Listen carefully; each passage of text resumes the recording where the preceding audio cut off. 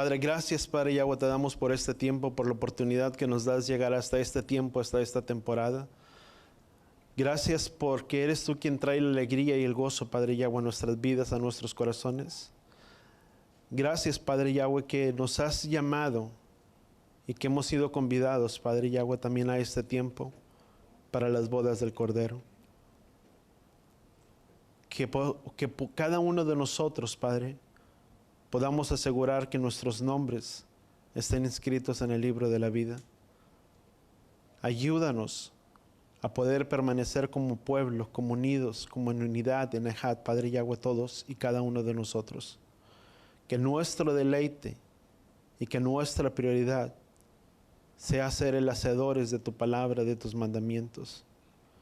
Ya que este tiempo, Padre Yahweh, también de Sukkot, de Shemini Atzeret, nos habla de un comienzo, de un retorno. Gracias porque terminaremos un ciclo, Padre, pero empezaremos otro. Un ciclo en el cual tú nos llamas para que cada uno de nosotros podamos ser renovados. Que seas tú enseñándonos y preparándonos a través de tu palabra, de tus escrituras, en todo este tiempo. Te damos gracias porque hasta este día tú nos has guiado y tú nos has traído. Y por ello, Padre Yahweh, te damos gracias en el poderoso nombre de tu Hijo amado, Yeshua. Y todos decimos, amén. Amén. Vamos a Levítico capítulo 23. Y recordemos que Levítico es la base de todo, o la instrucción de las fiestas, de las festividades. Levítico capítulo 23, y vamos a leer desde el versículo 40. Dice: el primer día tomarán para ustedes fruto de árboles hermosos, cítricos, ramas de palmera, mirto y sauces. Se regocijarán en presencia de Yahweh su Elohim durante 7 días. Di conmigo, son 7 días en la que la palabra nos instruye a regocijarnos y alegrarnos durante todo este tiempo. Amén. Así es que no hay motivos por el cual estar tristes, es un motivo por el cual debemos de estar alegres. Y dice la palabra, versículo siguiente, dice: y se regocijarán en presencia de Yahweh Elohim durante 7 días. Dice: todos los de la casa de Israel celebrarán esta fiesta Yahweh 7 días al año. Dice: es estatuto permanente a través de sus generaciones, en el 7º mes la celebrarán. Pero sabes, dice la palabra, dice que es estatuto permanente. Es algo perpetuo, di conmigo, es algo que inicia, es algo que no tiene una caducidad, vamos a llamarle de esta manera, una caducidad o una vigencia. Dice: 7 días la celebrarán al año. Dice: y será estatuto permanente a través de sus generaciones. Y sabes, esta festividad o este tiempo nos llama a todos y a cada uno de nosotros, entendiendo que somos parte del pueblo de Israel. Dice: y estas son las fiestas que proclamarás. Dice: se regocijarán, dice, durante 7 días. Dice: los hijos, dice, dice Israel, dice, celebrarán la fiesta Yahweh 7 días al año. Dice: es estatuto permanente a través de sus generaciones. ¿Sabes? Estatuto permanente o estatuto perpetuo, hay algo otro de las traducciones, es algo que no tiene una fecha de expiración, sino que es algo perpetuo, algo que es eterno, algo que nos habla de una eternidad. ¿Sabes? Porque las festividades o la festividad de Sukkot, de tabernáculos, aunque las realizamos y las celebramos en esta tierra, ¿sabes? Son 2 ciclos o 2 estaciones. Está la estación de primavera y la fiesta de otoño, que son conocidos como 2 ciclos, vamos a llamarle diferentes. Uno es en el tiempo de la primavera y el otro es en el tiempo de otoño. Pero son 2 festividades, y siempre hemos hablado que es una mikra o es un ensayo. Tanto lo que ellos hacían en el Antiguo Testamento, hablando de las festividades, desde la primera festividad, recordemos que el primer ciclo de las festividades, hablando de la fiesta de Pesach hasta la festividad de Bikurim o de Had Bikurim, que significa primicias, vemos que tuvo el cumplimiento con la primera venida del Mesías sobre esta tierra. Y estamos hablando de la festividad de otoño, el cual tendrá un cumplimiento, en el cual Colosenses capítulo 2 nos habla que todo es sombra de las cosas que habrían de venir, pero la realidad de todo es el Mesías. Dice, por nadie se constituye en vuestro juez en cuanto a días de reposo, días de, dice, luna nueva, dice, puesto que todo es cosa de las sombras que habrían de venir, pero la realidad de todo, ¿quién es? Es el Mesías. Vemos que esa segunda etapa o la festividad de otoño, di conmigo, está por cumplirse. Aún no se ha cumplido, pero está por cumplirse. ¿Cuánto lo entendemos? Aún tanto nosotros como tú y yo podemos decir, bueno, pastor, pero ¿por qué cada año tenemos que estarlas guardando, tenemos que estarlas celebrando? Precisamente porque es un ensayo. En el Antiguo Testamento, todas las personas o todos los que fueron participantes, vamos a llamarle, en el Antiguo Testamento, en la festividad de Pesaj, ¿qué es lo que ellos hacían? Ellos mataban un cordero, sacrificaban un cordero, ponían la sangre del cordero sobre los dinteles, los marcos de la puerta, y cuando el ángel de la muerte pasara sobre la tierra de Egipto, a los hijos de Israel no les tocaría. Y vemos que esas fueron las plagas que vinieron sobre la tierra de Egipto, cuando nos recordamos.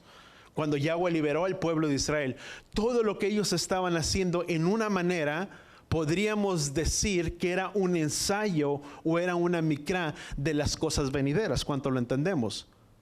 Porque el cordero que ellos sacrificaban o el cordero, que ellos inmolaban era representación del cordero o de las cosas venideras, de los cuales muchos desearon y dieron su vida esperando ver todas estas cosas. Dice la palabra en 1 de Juan, dice el verbo se hizo carne y habitó entre nosotros, dice, y vimos su gloria del unigénito, los que habitaban, los que estaban en ese tiempo. Pero todo lo que ellos hicieron en tiempo pasado, desde el libro de Levítico, era un ensayo o era una micra de las cosas que venideras. Era sacrificar el cordero, gracias al Padre que sabemos que ahora el cordero, cuando Juan el Bautista dijo, he aquí el cordero de Elohim que quita el pecado del mundo. Y dice la palabra en el libro de Hebreos, dice que la sangre del cordero, dice, no solamente limpia como hacía el cordero, cuando ellos sacrificaban el cordero, o ellos o ponían la sangre del cordero o la sangre derramada de ese cordero, era como una expiación para ellos, para que pudieran ser aceptos delante de la presencia del Padre, si tú le podías llamar de esa manera. Pero ahora, por medio del sacrificio de Yeshua, dice, ¿cuánto más? Dice la obra redentora del sacrificio, dice que no solamente, dice, cubre el pecado, sino que limpia nuestras conciencias de obras muertas. Lo que en el Antiguo Testamento hacían, derramando la sangre del cordero, y solamente cubría los pecados del pueblo, ahora por medio de la sangre de Yeshua, dice la palabra, dice que nos limpia nuestras conciencias de obras muertas. Y esa sangre que fue derramada está ahora sobre los dinteles y sobre los marcos ¿de dónde? De nuestros corazones, donde Él es nuestro escudo y Él es nuestra protección. ¿Cuánto lo entendemos? Pero era un ensayo de las cosas venideras. Lo mismo sucede, lo que tú y yo estamos realizando tanto en la festividad de Yom Teruah, en la festividad de Yom Kippur, en la festividad de Sukkot, de Tabernáculos, di conmigo, es un ensayo de las cosas venideras que estarán por venir. Cuando anhelamos y ansiamos anhelosamente la venida y el retorno de nuestro amado Mesías. ¿Cuántos anhelamos ver su retorno? Pero todo lo que estamos haciendo, voltea con la persona que está a tu lado, dile, ¿es un ensayo o es una micra? Ahora tú dices, ¿por qué tengo que ensayarlo? ¿Por qué tengo que practicarlo? Sabes, precisamente porque Sukkot, dice la palabra, dice que cuando el pueblo de Israel liberó al pueblo de Israel de la tierra de Egipto, Él trajo las plagas sobre la tierra de Egipto. Pero también dice la palabra en el libro de Zacarías, dice que cuando Él venga, cuando Él retorne, dice todas las naciones subirán y celebrarán la fiesta de Sukkot, de Tabernáculos, y las naciones que no suban, dice no tendrán lluvia sobre su tiempo, pero también se irían heridos con todas las plagas que vinieron sobre ¿qué? Sobre la tierra de Egipto. Ahora, alguien pudiera decir, bueno, ¿por qué tengo que celebrarlo hoy? ¿O por qué tenemos que guardarlo, esta festividad? ¿O qué fin tiene el poderlos guardar si cuando Él venga pues los vamos a guardar? Y sabes que en esto hay algo tan importante que tú y yo tenemos que entender. No podemos guardar algo en el futuro cuando no hemos aprendido a guardarlo primeramente aquí. Porque fueron 7 días de la creación. Y esos 7 días de la creación, dice la palabra, dice que un día para Él es como 1000 años. Y dice la palabra, dice que el séptimo día Él reposó de sus obras, de su trabajo y de todo. Y dice la palabra que nosotros también debemos que reposar. Sabes, a este tiempo podríamos llamarle como el gran reposo o el reposo del milenio, vamos a llamarle de esa manera. Porque cuando Él reinará, ¿cuándo será? En el tiempo del milenio, en los 7000 años, si tú le puedes llamar. Y en el séptimo nos habla de un reposo, pero no podemos guardar un reposo si primeramente no hemos aprendido a guardar el Shabbat aquí en la tierra. ¿Cuánto lo entendemos? Para que yo pueda guardarlo, primeramente tengo que aprender a haber aprendido a guardar el reposo. ¿Dónde? Aquí en esta tierra. ¿Cuánto damos gracias al Padre por el reposo que nos da? De este tiempo, ¿sabes? Y Shemini Atzeret nos habla de permanecer. El octavo día, el último o el gran octavo día, lo que estamos para celebrar este próximo lunes, que significa Shemini Atzeret, pero que también juntamente con ella va la festividad de Simchat Torah, que significa el regocijo de la Torah. El pueblo lo que hacía en ese tiempo tomaba las dos festividades, tanto de Shemini Atzeret como el último gran día, pero también daban conclusión, vamos a llamarle al regocijo por la Torah. Recordemos que antes la Torah se estudiaba durante 7 años, en tiempos pasados. Pero hoy la lectura de la Torah se lee o se estudia ¿cuándo? Durante todo un año. Pero son la festividad que se estudia durante el tiempo de Shemini Atzeret, que es el último octavo día, que es dentro del lunes o martes. Ya la próxima semana, si no me equivoco, creo que es el día 2 de septiembre-octubre, estaría comenzando un ciclo nuevo del estudio de la Torah. Ahora, ¿por qué el Shemini Atzeret o el último gran día termina un ciclo? Termina un ciclo, pero comienza otro. Se acabaron todos los ciclos de la Torah hasta el libro del libro de Deuteronomio, pero comienza un nuevo ciclo desde el libro de Génesis nuevamente hasta el libro de Deuteronomio. Y eso nos habla del último gran día de Shemini Atzeret, el octavo día. ¿Qué es el significado del número 8? Si tú y yo vemos el número 8, representa algo que es eterno o habla de una eternidad. Es algo que no tiene un inicio, pero que tampoco tiene un final. Si tú escribes el número 2, escribes y terminas en cierto lugar. Si escribes el número 5, el número 6, comienzas y terminas. Pero el número 8 es algo continuo, es algo que se renueva constantemente. Voltea con la persona que está a tu lado. Dile, terminamos este ciclo, pero comenzamos un nuevo ciclo donde el Padre desea renovarnos a cada uno de nosotros nuevamente. Dice la misma palabra, dice que la obra que Él ha empezado, Él la perfeccionaría hasta el tiempo de ¿qué? De su venida. ¿Cuántos entendemos eso? La buena obra, ¿en cuántos de nosotros Él ha empezado su obra? Amén. Manos levantadas, amén. Gracias, Padre, ¿verdad? Estamos despiertos, contentos, gozosos en Sukkot. Pero entonces vemos que somos nosotros. La buena obra que Él empezó, Él ha comenzado una obra en nosotros. Pero lo que Él ha empezado, dice la palabra, que Él lo perfeccionaría hasta el tiempo de su venida, hasta el tiempo de su retorno. La obra que Él empezó no ha terminado. Por eso Shemini Atzeret nos habla de algo que tiene como un inicio, pero algo que termina, hablando de la festividad, pero es algo que se renueva, es algo que tiene un ciclo continuo, que se va renovando continuamente. Lo mismo sucede con nuestras vidas. Hay algo que Él empezó en nosotros, pero que no ha terminado. ¿Cuántos de nosotros sabemos y entendemos que hay cosas que muchas veces tenemos que cambiar en nuestras vidas? Y hasta el día que Él no venga, hasta el día que Él no retorne, Hay algo que Él constantemente estará haciendo y estará renovando diariamente. Y sabes, es lo mismo que sucede. Termina un ciclo de leer la lectura de la Torah. ¿Y por qué podríamos decir, bueno, pastor, ¿y por qué nada más desde el libro de Génesis hasta el libro de Deuteronomio? Porque todo lo que tú y yo vemos escrito desde el libro de Deuteronomio adelante, tanto del Nuevo Testamento, del Brit Hadashah, no tendría su fundamento y su base, no tiene su fundamento o base sin antes primeramente estar establecido ¿dónde? En el Antiguo Testamento. Podríamos decir que el Nuevo Testamento es el diccionario del Antiguo Testamento, o el Antiguo Testamento es el diccionario ¿de dónde?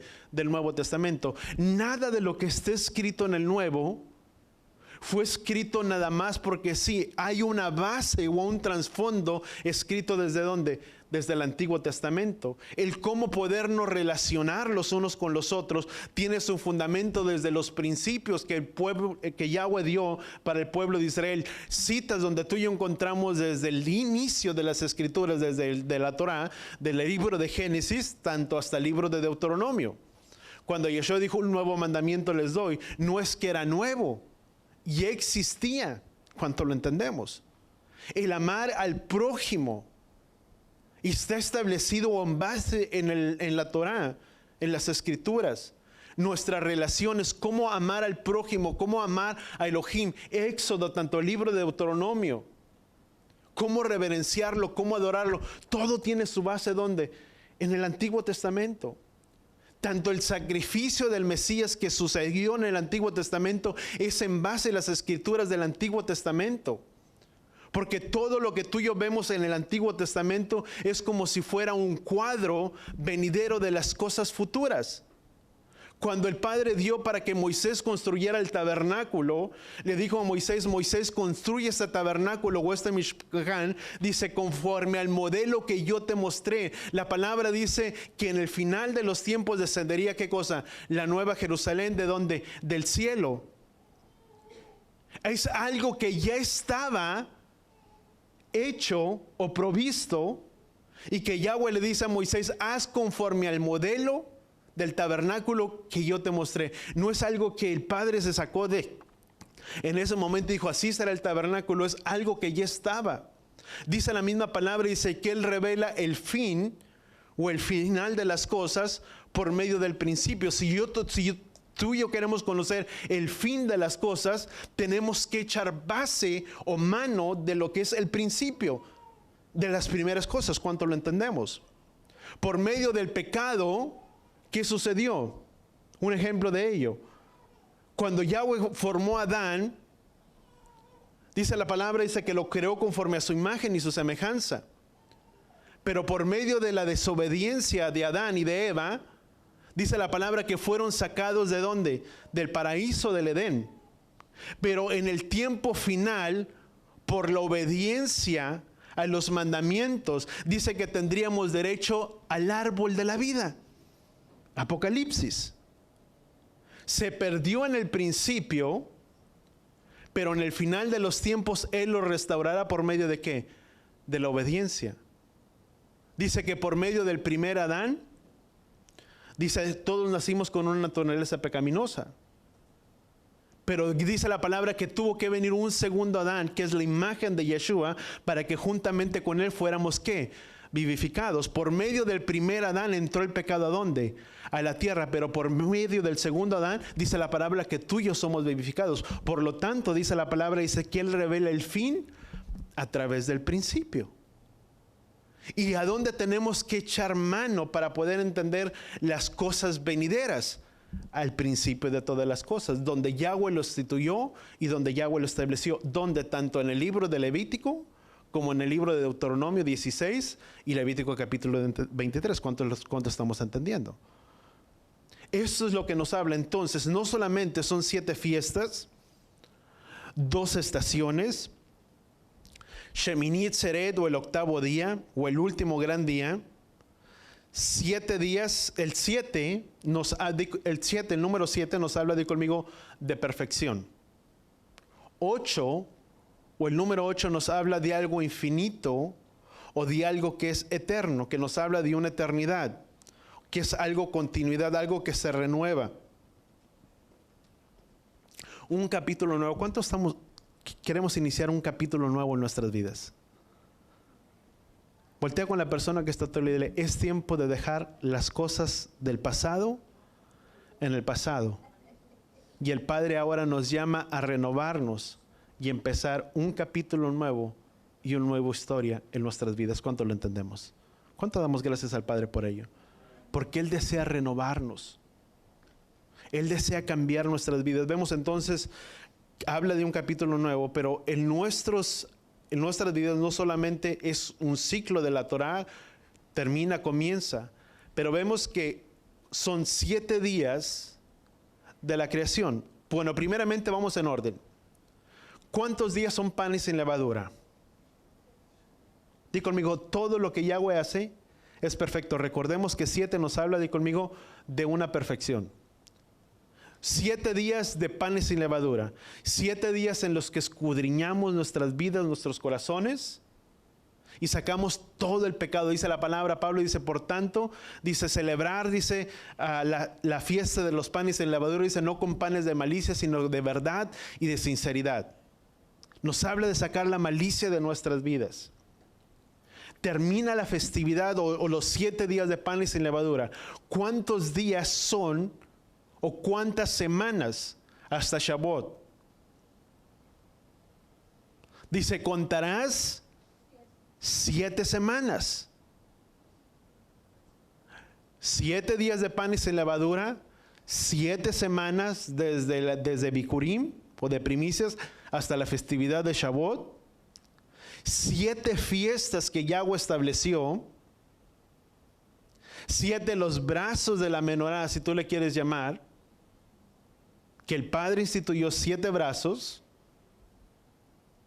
La palabra también nos habla de 7, que es algo perfecto. 7 días de la creación, algo que Yahweh instituyó, que nos habla de un reposo también de nuestra eternidad. Pero nos habla, hay diferentes cosas que nos hablan. 7 días, 7 fiestas. ¿Cuántos días de Sukkot? 7. ¿En qué mes se celebra el último ciclo de las fiestas? En el mes 7. En el mes séptimo, el primer día, darse indicaciones para la festividad de Yom Teruah. Y después hasta el día 15 nos habla de Sukkot y habitaremos por 7 días. Pero 7 nos habla de algo que es perfecto. Di conmigo, todo lo que Él hace, lo hace perfecto. Y lo hace con un fin y con un propósito. Pero también nos habla de un tiempo de eternidad, de Shemini Atzeret. Que nos habla la palabra Atzeret, si tú lo quieres apuntar, la palabra Atzeret significa es permanecer o quedarse. Pero también Shemini Atzeret o este tiempo de Sukkot de tabernáculos nos habla de algo muy importante para nosotros que muchas veces pasamos o dejamos de largo, y que si habitamos en cabañas, habitamos en Sukkot, pero sabes, este tiempo que tú y yo habitamos en Sukkot en tabernáculos es preparando. Yo te hablaba el siguiente año, si el Padre nos da favor, hay un terreno que tenemos. Si tú no lo conoces, un día nos ponemos de acuerdo y vamos todos juntos y vemos el lugar. Y el Padre lo ha puesto muy fuerte en mi corazón. Ando pensando sacar seguros. Yo sé que todavía falta todo un año. Ando pensando en sacar seguros, en tener baños, el contratar, poner baños, etcétera, limpiar, hacer una limpia, todo, poder ir y construir. Pero sabes, el que tú y yo podamos celebrarlo y guardarlo como el Padre nos manda. ¿Cuánto lo entendemos? ¿Cuántos estamos aquí? Amén. Y si el Padre nos manda, es que están unos allá, pero no veo, y están por acá, no alcanza a ver para todos lados, ¿verdad? Como decía Pastora Dali de bendita memoria, acá, ¿verdad que estoy yo? ¿Verdad? Gracias. Pero cuando tú y yo podemos entender, Sukkot tabernáculo nos habla de habitar y el estar en moradas, en cabañas. Pero también Sukkot nos habla de un mensaje tan hermoso que tú y yo podemos tener, guardar y atesorar en nuestras vidas y en nuestros corazones para poder compartir con otros y llevar la verdad que tú y yo hemos conocido y transmitirlo al corazón de otro que no la conoce. Porque precisamente Sukkot o tabernáculos nos habla de la venida, o mejor dicho, nos habla de la primera venida del Mesías cuando Él nació y cuando Él vino sobre esta tierra. Que cuando tú y yo celebramos Sukkot, no solamente estamos cumpliendo con el mandato que Yahweh estableció en su palabra, de habitar en cabañas durante 7 días, pero también Sukkot nos habla también del nacimiento, o mejor dicho, del nacimiento de nuestro Mesías, que no fue en un 25 de diciembre, ni en un 24 de diciembre en la Nochebuena, etcétera, pero sino que fue en una festividad de Sukkot de tabernáculos, cuando el Mesías vino y cuando el Mesías nació sobre esta tierra. ¿Cuánto entendemos eso? ¿Y cuánto damos gracias al Padre por ello? Voy a dar algunas citas y que el Padre me ayude para poder ir un poquito a pausa y podemos anotarlas. Una de las cosas que podemos entender es que podemos entender que Yeshua nació durante esta festividad de Sukkot de tabernáculos.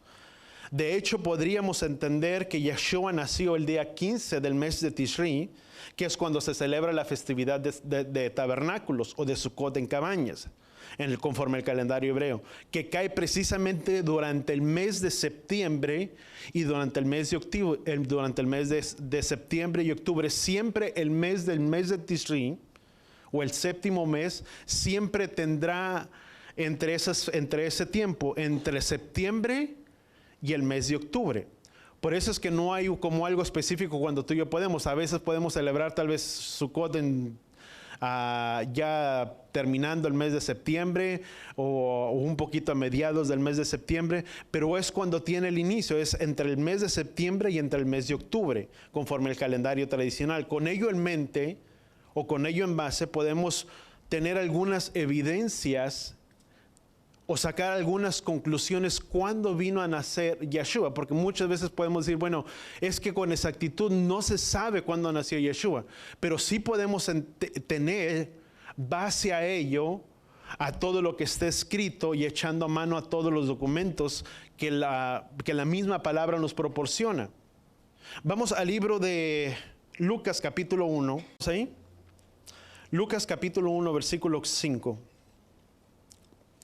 Dice, hubo en los días de Herodes, rey de Judea, cierto sacerdote llamado Zacarías, del grupo de Abías, dice que tenía por mujer una de las hijas de Aarón, que se llamaba Elizabeth. Entonces, dice la palabra, dice, hubo en los días de Herodes, rey de Judea, dice, cierto sacerdote llamado Zacarías, del grupo, dice, de Abías, dice, y tenía por mujer a Elizabeth. Entonces, entendemos que Zacarías, ¿qué era?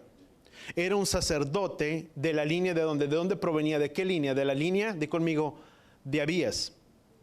¿Qué significaba esto? Israel estaba conformado y dividido por 24 distritos. Ahora vamos a otra cita, primera de Crónicas 24, primera de Crónicas 24. Aquí está, sí, es aquí. Primera de Crónicas capítulo 24. Entonces, una de las cosas que podemos entender, estaba dividido en 24 distritos. En la época de Yeshua, cada uno de estos distritos era enviado cada año, o era enviado cada dos representantes, para oficiar dentro del templo durante esta festividad. Y en esos 24 distritos que estaban divididos, había un tiempo en turno que le tocaba a cada casa. Zacarías era perteneciente de la casa de Abías. Eso le pertenecía a un distrito. Y vamos a continuar. Dice, estos son los hijos de Aarón. Dice, por sus grupos los hijos de Aarón fueron Nadab, Abiú, Eleazar y Tamar. Dice, Nadab, Abiú murieron mientras... vamos aquí. Vamos al versículo 7. Dice, la primera suerte cayó sobre Yahuía, dice, la segunda sobre Yadías, dice, la tercera sobre Harim, la cuarta sobre Seorim, dice, la quinta, que eran los distritos, dice, las casas, dice que eran dos diferentes, dice, la quinta sobre Malquías, dice, la sexta sobre Milamín, dice, la septa sobre Cos, la octava sobre ¿quién? Sobre Abías. ¿Y de dónde era perteneciente Zacarías? Dice que era perteneciente de la casa ¿de dónde? De Abías. Era conforme al sacerdocio que leíamos en el libro de Lucas capítulo 1 versículo 5. Vemos entonces la primera división de los sacerdotes serviría ambos meses, dan inicio a un nuevo año. Y como vimos al principio también del mismo libro, Nisan, ¿cuál es el primer mes del año? Ahora, si estaban divididos por diferentes distritos, ¿cuándo es cuando comenzaban a oficiar? Si vemos que la octava le pertenecía a la casa de Abdías, ¿cuándo comenzaba? ¿En qué semana comenzaba a la casa de Abdías o Zacarías oficial en el templo? Vemos que cuando Yahweh instituyó en el libro de Éxodo, dice, y este será el principio de los meses del año, ¿para quién? Para ustedes. Que cae dentro de qué tiempo cae este tiempo. Entre el mes de Nisan, o se le conoce, Abid recibió después del cautiverio. Después del cautiverio de Babilonia se le nombró como el mes de Abid, pero antes del tiempo del cautiverio se le conocía con el nombre de Nisan. Tú lo puedes encontrar después, más adelante en el libro de Esdras, lo encuentras como Abid, pero antes de ello era el mes de Nisan. ¿Cuándo comienza el tiempo del mes de Nisan? Entre el tiempo que es del mes de marzo, si no me equivoco, y abril. ¿Vamos bien hasta ahí? Entre ese tiempo comienza el mes de Abid, que es entre el mes de Nisan, vamos a llamarle de esa manera, entre marzo y abril, teniendo en mente cuál fue la semana que le tocó oficiar al sacerdote Zacarías. Porque hay algo importante, déjame marcar un paréntesis primeramente. Dice la palabra en el libro de Deuteronomio capítulo 16, dice, 3 veces al año se presentarán todos tus varones delante de la presencia de Yahweh tu Elohim. Dice 3 veces al año. Teniendo en mente ello, podemos entender que si el sacerdote Zacarías le tocaba oficiar en la octava semana, dentro de la festividad de panes sin levadura, ¿cuáles son las 3 festividades principales? Panes sin levadura, que es Pesach, que entre la semana de Pesach se le podría conocer, que lo encontramos como panes sin levadura. ¿Cuál es la segunda? Shavuot. Y la tercera, Sukkot, tabernáculos. Y en esas 3 festividades principales, no le pertenecía alguna en especial. No es como que la primera semana, en esas 3 festividades, subían ¿quién? Todos. Por lo tanto, podemos deducir que cuando le tocó al sacerdote Zacarías oficiar, fue durante el tiempo de la 10ª semana, porque recordemos que es la primera semana de panes sin levadura, y la segunda después de ¿qué? De Sukkot, tabernáculos, podríamos decir, Padre Santo, de Shavuot. Ahí son 2 semanas, por lo tanto podemos entender que fue durante la 10ª semana. ¿Vamos bien? ¿Sí? Vamos a continuar otro poco. Dice, digan a toda la congregación de los hijos de Israel, al 10 de este mes, dice, cada uno tomará un cordero. Dice, para su propia casa un cordero. Dice, y esto nos habla para nosotros. Dice, este será, el versículo 2, dice, este mes será el principio de los meses, será para ustedes el primero de todos los años. Vemos que Éxodo capítulo 2, ahí es cuando comenzaba el ciclo de cuando cada sacerdote comenzaba a oficiar. Estaba dividido en 24 distritos. Le tocaba oficiar en 2 turnos diferentes. Durante la 3ª semana del mes de Nisan, todos los sacerdotes de los 24 distritos iban al templo para ayudar en la festividad de Pesach o de la Pascua. Esto también sucedía durante la fiesta de Pentecostés, que era la festividad de Shavuot, y para la fiesta de Sukkot de tabernáculos, cuando todos los varones debían de hacer un peregrinaje conforme a la palabra en Deuteronomio capítulo 16, versículo 16. Vamos a 1 de Crónicas 24:10, ya lo leíamos ahorita. Que dice la 5ª sobre Maquías, la 6ª sobre Malachim, dice la 7ª sobre Cos, dice, y la 8ª sobre Abías, dice la 9ª sobre Elise, dice la 10ª sobre Secanías. Vemos entonces primeramente, para poder marcar un punto, vemos que Abías formaba de la línea sacerdotal o de la línea de Abías que ministraba durante el tiempo de la 10ª semana del año.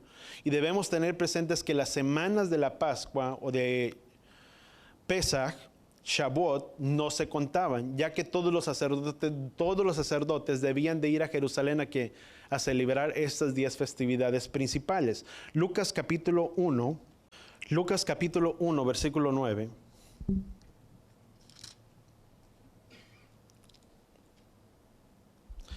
Dice, según la costumbre del sacerdocio, le tocó por sorteo entrar al templo de Yahweh a quemar incienso. Dice, mientras toda la multitud del pueblo se encontraba afuera orando a la hora de la ofrenda del incienso. Pero dice entonces, versículo 9, dice, según la costumbre del sacerdocio, le tocó por sorteo entrar al templo de Yahweh a quemar incienso. ¿Dónde estaba establecido todo instrucciones? Recordemos que está establecido donde en Primera de Crónicas, capítulo 24, el echar suertes ya estaba, no es que en ese tiempo, yo antes cuando leía esto, yo no sé tú, pero yo me ponía a pensar, ¿cómo es que echaron suertes? ¿Cómo le tocó?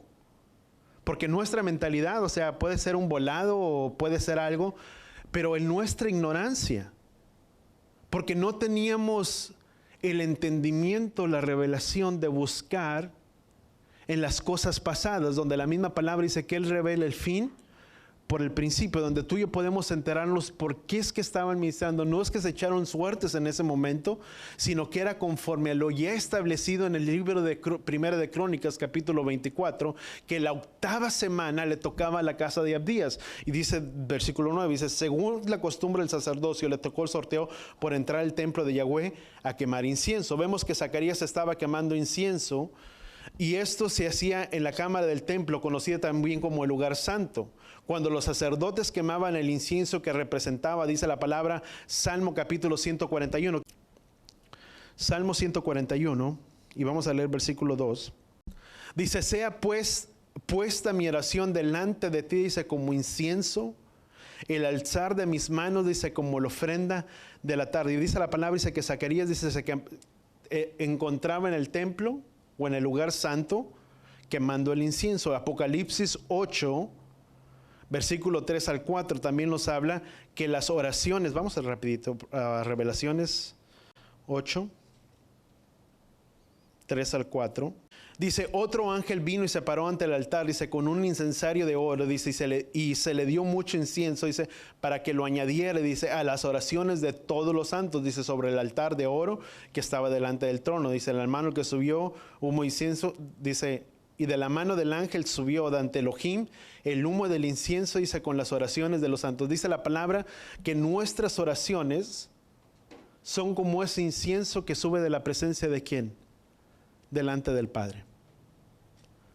¿Cuántos queremos que nuestra oración y que nuestra petición sea como ese olor fragante que sube delante de la presencia del Padre? Y sabes, para que esa oración pueda subir hasta la presencia del Padre, es necesario que nuestras vidas puedan estar bien con Él. Dice la misma palabra que aquel que hace oídos sordos para no escuchar su ley, su Torah, la oración de aquel hombre también es abominable. David decía, dice, ¿quién subirá hasta tu lugar santo, hasta tu monte santo, perdón, sino el de manos puras y el de corazón ¿qué? Puro? Dice, ¿quién podrá subir delante del lugar santo, delante de tu tabernáculo, delante de tu presencia, sino el de manos limpias y el de corazón puro? ¿Qué es lo que tenemos que hacer para que nuestras vidas puedan ser como ese incienso que suban delante de su presencia? Dice que es levantar manos limpias delante de la presencia del Padre. ¿Cuántos en esta hora pudiéramos levantar nuestras manos puras y limpias delante de la presencia de Yahweh? Dice el que no ha jurado con engaño, etcétera, etcétera, como dicen muchas palabras en el libro de los Salmos, dice, sino con un corazón puro. Sabes, es importante que nuestras vidas puedan estar bien, dice, porque cuando damos oídos sordos para no obedecer su ley, y recordemos que ley, y no me quiero desviar del punto, su ley son su enseñanza, su instrucción, sus principios, sus mandamientos dados para todos nosotros. ¿Qué representa esto para nuestras vidas? Son sus principios, sus mandamientos. Cuando yo no cumplo, dice la palabra, dice que cualquiera que quebranta de uno de los mandamientos se vuelve infractor de toda la ley de la Torá. Puedo guardar mucha Torá, muchos mandamientos, muchos principios, pero si yo fallo en alguno de ellos, que es el de tal vez de honrar a mis padres, el de no amar a mi prójimo, el de no honrar a Yahweh mi Elohim con toda mi alma, con todo mi corazón, el no guardar y separar el día de reposo por hacer lo que a mí me place en ese día, ¿sabes? Yo estoy violando y quebrantando uno solo de esos mandamientos. Dice la palabra, quien que quebranta uno de esos mandamientos se vuelve infractor ¿de qué? De toda la ley, la Torah. Por eso es que diariamente, constantemente necesitamos ser limpiados por la presencia del Padre, que nos limpie, que Él nos purifique constantemente. Romanos 2 dice, no nos conformemos a este mundo, sino antes presentemos nuestros cuerpos como sacrificio vivo, como culto racional delante de la presencia diariamente. Sabes, diariamente tenemos que morir a nuestras vidas para que Él sea glorificado, para que Él sea exaltado en nuestras vidas. Pablo decía, mas ya no vivo yo, mas ahora Yeshua vive en mí. Ya no vivo yo, ya no gobierno, yo ya no gobierno en mis acciones, ya no gobierno en mis actitudes, ya no es mi agenda, ya no es mis deseos personales, sino ahora es la voluntad de Yahweh primeramente. La palabra dice, porque cualquiera que no aborrece padre, madre, hijos, nietos, etcétera, etcétera, dice, no puede ser mi discípulo. Y el aborrecer es primeramente poner en primer lugar ¿a quién? A Yahweh. ¿Cuántos amamos a nuestras familias? Muchos. Y sabes, después de la gran dicha que tú y yo tenemos de haberle conocido a Él, porque no hay nada que se pueda comparar a ello, lo siguiente o tu principal ministerio es tu casa y es tu familia. Porque la misma palabra dice que cómo uno puede gobernar la casa de Elohim si primeramente no gobierna su propia casa. Para que antes tú y yo podamos ser ministros de Él y podamos enseñar a otros y llevamos la instrucción a otros, primeramente dice la palabra que debemos de ser sacerdotes sobre nuestra casa, tener sujeta nuestras casas. ¿Cuánto lo entendemos? Y esa es una gran responsabilidad que tenemos delante de la presencia del Padre. De aprender a sujetar nuestra casa, nuestra familia, no mandando, no ordenando. Mandar todos podemos hacer y ordenar todos, pero el sujetarla bien, dice la palabra, dice, mujer virtuosa, ¿quién la hallará? Una mujer virtuosa, dice la palabra, que es una mujer que edifica que su casa, sabe cómo manejar su casa. Y sabes, yo me admiro de todas ustedes, de todas las que están aquí, todas ustedes son mujeres virtuosas. Amén. ¿Cuántos pueden dar un fuerte aplauso por sus vidas? Amén. Y nosotros como varones también, ¿sabes? Porque son mujeres que saben gobernar y dirigir la casa, la familia. Y dice, ¿quién la hallará? O sea, ¿quién la hallará? O sea, es como la aguja en el pajar, Voltea con la persona, con tu esposa, que si la tienes ahí a tu lado, y dile, mi amor, contigo me saqué la lotería. Amén. Tu esposo se sacó la lotería contigo. Le pegó el premio mayor, le pegó el premio gordo. Porque la palabra dice, mujer virtuosa, ¿quién la hallará? O sea, no se encuentra en cualquier lugar. Dice, por eso dice la palabra, no me quiero desviar del punto, dice la palabra, dice, pero quien hay esposa, hay el bien y la benevolencia de Yahweh. Muy diferente al concepto que tenemos, te vas a echar la soga al cuello. No, no te la vas a echar, vas a ser bendecido. ¿Sí o no? Yo doy gracias por la vida de mi esposa. Amén. ¿Cuántos de ustedes también? ¿Quién dice? Tiene que decirlo, pero esto ya está ahí atrás, no sé qué. Puro juego, mi amor, no te creas. Vamos a continuar sin desviarnos del punto. Lucas capítulo 11, vamos rapidito, no me van a dejar terminar ustedes. Lucas capítulo 1, versículo 11 al 13. Vamos a llegar ahí. Dice la palabra, 11, versículo 13, dice, entonces, vemos entonces que nuestras oraciones son como las oraciones de los santos. Dice, en el templo también se recitaban 18 oraciones especiales. Esas 18 oraciones se declaraban todos los días en el templo. Una de estas oraciones pide que Elías venga, esto es importante para que nosotros podamos entender. Vamos a Malaquías capítulo 4, o yo voy rapidito, Malaquías capítulo 4. Malaquías capítulo 4, versículo 5 dice, he aquí, dice, y yo les envío al profeta Elías antes de que él venga. Dice de Yahweh, dice, el día grande y terrible. Dice que Yahweh mismo enviará el espíritu de Elías antes de que él venga. ¿El día de quién? El día grande y terrible, el día de Yahweh. Entonces vamos a brincar, bueno, Lucas capítulo 11. Digo 1. Lucas 11, versículo 11, capítulo 1. Tranquilo, pastor, el tiempo se te va muy rápido. Dice, entonces un ángel de Yahweh se le apareció a Zacarías de pie, dice, en la derecha del altar del incienso, porque eran las oraciones que se recitaban todos los días diariamente. Dice, y Zacarías al verlo se turbó y sobrevino gran temor. Dice, pero el ángel le dijo a Zacarías, dice, no tengas temor, dice, porque ha sido escuchada. Dice, ha sido escuchada, dice, tu oración, dice, tu esposa Elizabeth dará a luz, dice, un hijo y le pondrás por nombre Juan. Esto nos habla del nacimiento de Juan el Bautista. Y esto es muy importante, te lo voy a resumir porque el tiempo avanza muy rápido. Juan el Bautista se cree, y si quieres te mando las citas o parte de mañana tocamos algo ahí rapidito durante la ceremonia, 5 minutos te lo resumo bien para mañana. No, el lunes, ¿verdad? Vengan mañana para terminar el mensaje. Tengan bonito inicio de semana. Pero vemos que entonces se cree que Juan el Bautista nació durante la festividad. Tomando en cuenta todos estos datos, que Juan el Bautista nació durante la celebración de... se me fue. Shavuot, perdón. Que nació durante la festividad de Shavuot. Y si a eso tú le cuentas las 2 semanas, digo, la semana, la 10ª, cuando empezó a oficiar, cuando concibió, cuando dio luz, de la 10ª, y tú sacas unos datos, se cree que que Juan el Bautista vino a nacer. Recordemos que es entre, ¿cuándo es la festividad de Shavuot? ¿Entre qué mes y qué mes? Entre mayo, junio, o tal vez a finales de junio. Si tú sacas la cuenta de los 9 meses, que es el tiempo para dar a luz, desde julio hasta los 9 meses, caes ¿dónde? En la festividad de precisamente de Pesaj o de panes sin levadura.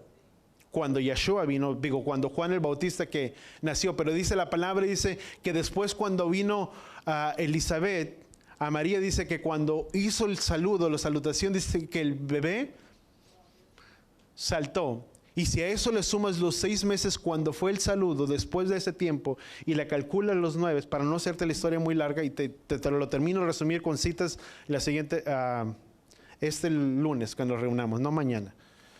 Podemos sacar a conclusión que el nacimiento de Yeshua vino a ser precisamente en la festividad de Sukkot, de tabernáculos. Ahora tú dices, bueno, ¿cuándo fue concebido? Si fue al 6º mes cuando nació el bebé.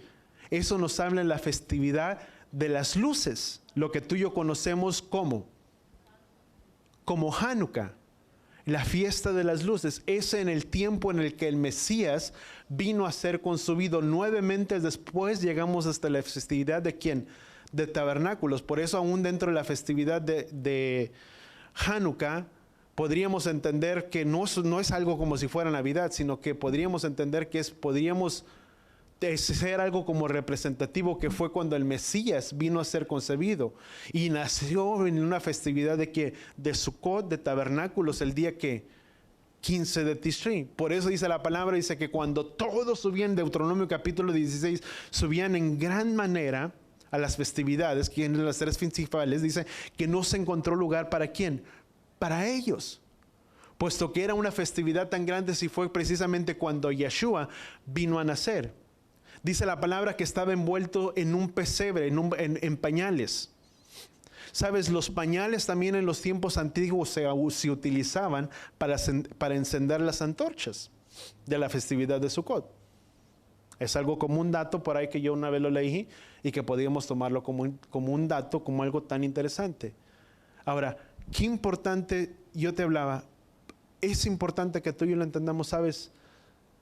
si tú y yo vamos y celebramos, y quiero que hagamos una invitación, yo sé que falta todo un año, pero es hacer una invitación y que vaya gente.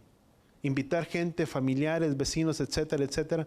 Pero qué gran mensaje tú y yo podemos compartir con nuestros vecinos, con nuestras familias, en nuestras casas, que no solamente celebramos Sukkot, que no solamente nos estaríamos reuniendo, pero que lo más maravilloso y lo más grande y el mejor regalo que hemos recibido es que el Mesías, nuestro Salvador, vino a este mundo para darnos vida eterna y una vida en abundancia. Y eso es lo que trae salvación a cada familia sobre esta tierra. ¿Cuánto lo entendemos? Que no es solamente como es algo judío, si tú quieres, o algo que es algo que hacemos, pero es el mensaje más grandioso que tú y yo hemos recibido sobre nuestras vidas. Dice que serían buenas noticias de alegría y de salvación. Eso es lo que se representa Sukkot, tabernáculos. Es una fiesta de regocijo, de gran alegrías, porque nuestro Salvador vino y fue el sacrificio perfecto para el perdón de nuestros pecados. ¿Cuántos damos gracias al Padre por ello? Amén. Así, ¿cuántos podemos dar un fuerte aplauso? ¿Sabes? No solamente por esta festividad, sino porque precisamente en un tiempo de Sukkot vino aquel que pagó el precio por nuestros pecados. Que ese alguien es Yeshua. Y por eso estamos agradecidos al Padre. Amén. Por eso en el tiempo cuando estaban, ya cierro mi Biblia, y en el tiempo cuando vinieron y vieron la gran estrella que salía del oriente, era precisamente porque se encontraban en esta festividad de Sukkot. Y Herodes dice, ¿dónde ha nacido el Mesías? Y bueno, hasta aquí paro y toco un poquito de esto el lunes. En 10 minutos te resumo. Vamos. ¿Cuánto damos gracias al Padre? ¿Cuánto aprendimos algo nuevo el día de hoy? Amén. No solamente para guardarlo aquí, pero también para enseñarlo con alguien más. Porque siempre nos enfocamos, o por lo menos yo cada Sukkot me he enfocado cabañas, tabernáculos, etcétera, etcétera. Pero un mensaje que es para todos es precisamente que Yeshua vino y nació en un tiempo como hoy, en un tiempo de Sukkot. Amén. Y por ello estamos agradecidos con el Padre. Amén. Vamos a levantar nuestras manos ahí donde estamos. Padre, gracias, Padre Yahweh, te damos por las maravillas, Padre Yahweh, de tu palabra, de tus riquezas, Padre Yahweh. Gracias por tu enseñanza, por tu instrucción, Padre Yahweh, sobre nuestras vidas. Gracias por hablarnos, Padre Yahweh, en este día y traer el mensaje de las buenas nuevas de salvación que hablan acerca de nuestro amado Mesías, de nuestro Salvador. Gracias, Padre Yahweh, que al cumplir con este precepto y con este mandamiento de habitar en cabañas en Sukkot, también podemos recordarnos que un día como hoy de Sukkot, de tabernáculos, vino aquel que pagó el precio por nuestros pecados. Aquel que trajo libertad sobre nuestras vidas, aquel que nos reconcilió, Padre, para contigo, para con nuestro Padre, que por medio de esa sangre derramada, tu palabra dice que ahora tenemos acceso delante de tu trono, que podemos acercarnos confiadamente delante del trono de tu gracia para encontrar ayuda en el oportuno socorro. Padre, ayúdanos a permanecer fieles a ti, en fidelidad, en unidad, Padre Yahweh. Porque el celebrar y el guardar las fiestas se requieren, Padre Yahweh, de amor, tanto de la fe y de la fidelidad para poderlas hacer. Porque pudiéramos guardarlas solamente porque tenemos que hacerlas, porque tu palabra dice. Pero tu palabra dice que si te amamos, guardaríamos tus mandamientos. Y es por el amor que te tenemos a ti, Padre, que guardamos esta fiesta, este ciclo de fiestas, que las guardamos y que las atesoramos en nuestros corazones, porque son vida para nuestros huesos, son alegría y regocijo para nuestras vidas, para nuestras familias, pero que también nos habla de nuestra fidelidad, porque tu palabra dice, Padre Yahweh, que al vencedor, aquel que permanezca firme, tú les darías las llaves, Padre Yahweh, de tu reino. Padre, gracias, que al hacerlas en amor y en fidelidad, estamos asegurando nuestra eternidad contigo. Nuestra eternidad, Padre, no es aquí en este lugar, no es aquí en esta tierra, pero nuestro lugar, nuestra eternidad, Padre Yahweh, es allá contigo. Donde tú vengas y donde tú retornarás por tu pueblo. Y por ello, Padre Yahweh, te damos gracias, porque tu palabra dice que tú fuiste a preparar lugar, morada para nosotros. Gracias que en esta hora tú estás preparando un lugar para cada uno de nosotros, para que donde tú estés, Padre, nosotros también estemos, como dice tu palabra. Gracias, Padre Yahweh, te damos en el poderoso nombre de tu Hijo amado Yeshua, y todos decimos amén y amén.